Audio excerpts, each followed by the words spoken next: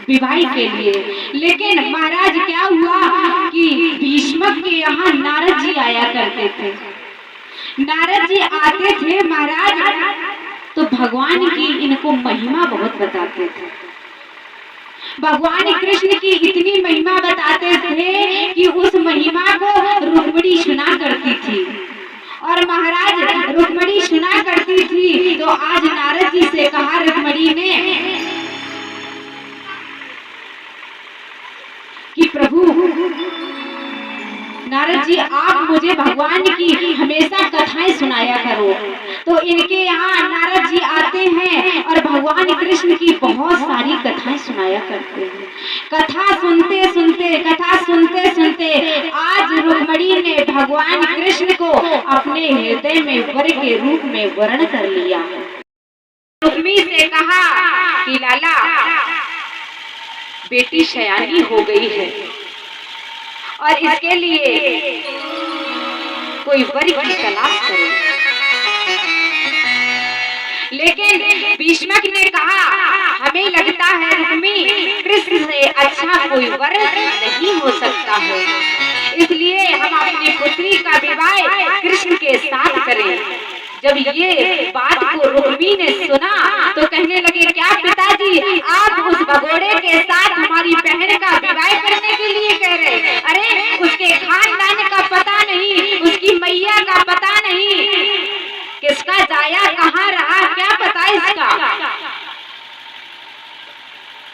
और आप उसके साथ तेरी इच्छा हो तू वहां कर।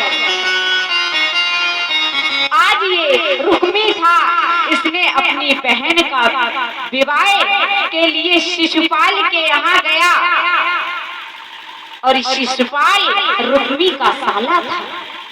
महाराज आज शिशुपाल के साथ अपनी बहन का विवाह करने के लिए इसने ठान लिया। जब शिशुपाल के लिए विवाह करने के लिए ठान लिया और आकर के अपने पिताजी से कहा पिताजी विवाह की तैयारी करो।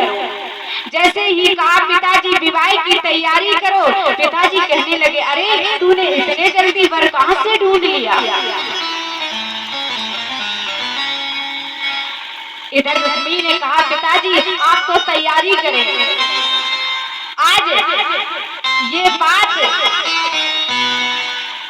मैया रुक्मिणी को पता चली कि हमारे भाई ने शिशुपाल के साथ विवाह करने को ठान लिया है और हमने तो अपने पति के रूप में कृष्ण को स्वीकार किया है,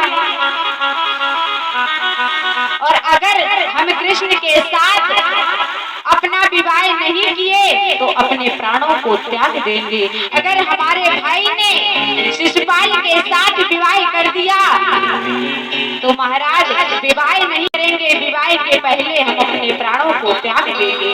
हम तो सिर्फ भगवान के साथ अपना विवाह करेंगे, हमारे तो कृष्ण ही पति हैं। महाराज आज क्या हुआ, ये दौड़ती दौड़ती रुक्मिणी अपनी भाभियों के पास गई। जब भाभियों के पास ये रुक्मिणी जाती है और कहने लगी अरे भाभी हमने तो कृष्ण को वरण किया है वर के रूप में, लेकिन आज भैया ने शिशुपाल के साथ मेरा विवाह करने के लिए ठान लिया है और हम अपने प्राणों को दे सकते हैं लेकिन शिशुपाल के साथ विवाह नहीं कर सकते। जैसे ये कहा है कि शिशुपाल के साथ हम अपना विवाह नहीं कर सकते, तो भाभियों ने कहा अरे चिल्लाने से कुछ नहीं होगा, रोने से कुछ नहीं होगा, तुझे पता है वो कृष्ण कहाँ रहता है। रुक्मिणी ने कहा हमें पता है, नाम भी पता है, तो कहा है भाभियों ने कि रोने से कुछ नहीं होगा, कृष्ण के लिए पत्र लिख दो पत्र। आज रुक्मिणी ने कहा सही कह रही हैं आप भाभी, आज रुक्मिणी जी ने कृष्ण के लिए एक पत्र लिखा है।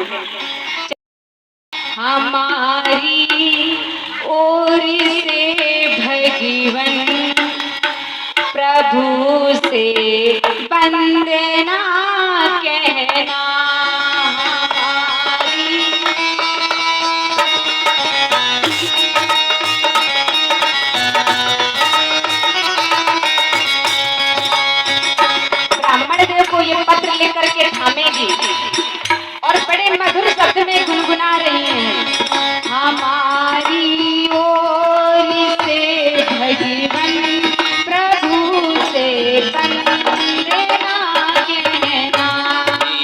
हमारी ओर से बिना कहना।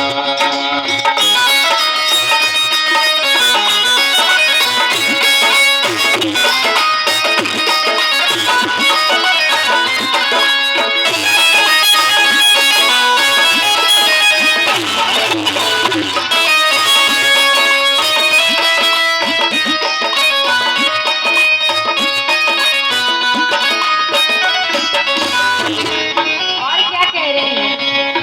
ये अंतिम दिन स्वयंवर का, ये अंतिम दिन स्वयंवर का, सभी मेहमान आए दिने दिने स्वयंवर प्रभु से सुनाते हमारी विनय जाकर प्रभु की तुम सुना देना।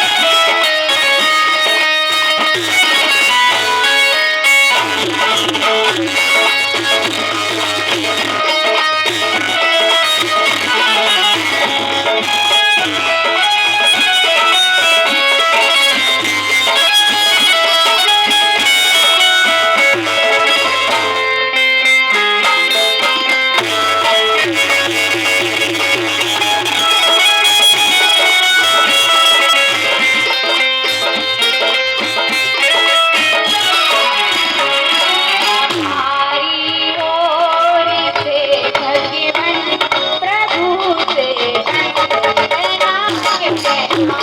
हमारी ओर से भगवान प्रभु की वंदना कहना। प्रभु से वंदना कहना, प्रभु से